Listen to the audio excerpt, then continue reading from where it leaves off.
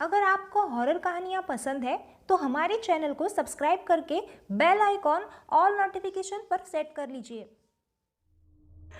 तो दोस्तों, एक हसीना थी के पहले भाग में आपने देखा कि कैसे अभिषेक को एक चुड़ैल का चेहरा दिखाई देने लगता है और उसे बहुत ही भयानक सपने आने लगते हैं। अब आगे।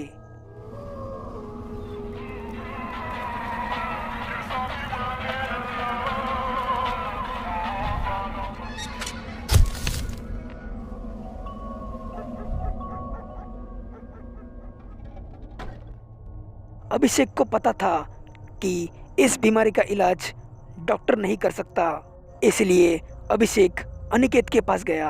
अनिकेत एक पैरानॉर्मल एक्सपर्ट था और अभिषेक का सबसे अच्छा दोस्त था। आओ अभिषेक, कैसे आना हुआ?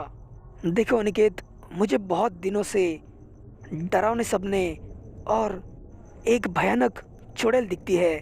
उसके बाद अनिकेत ने कहा, देखो अभिषेक भाई, मैं अभी तुम्हारी कुछ भी मदद नहीं कर सकता। अनिकेत की ये बात सुनकर अभिषेक को लगा कि अनिकेत उस पर नाराज है, क्योंकि अभिषेक उसे 2 महीनों से नहीं मिला था।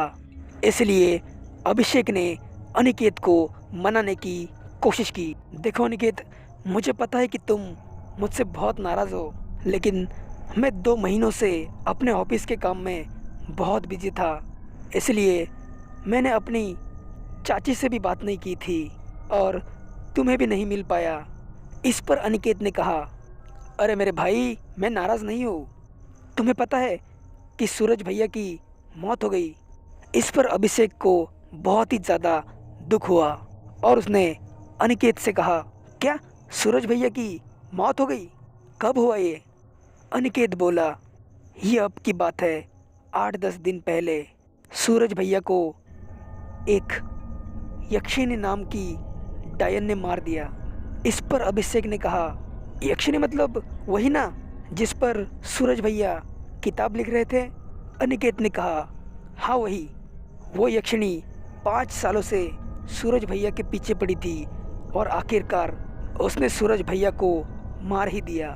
अभिषेक बोला, तुम्हारे भैया की जान खतरे में थी, ये बात तुमने 5 सालों से मुझसे छुपाए रखी?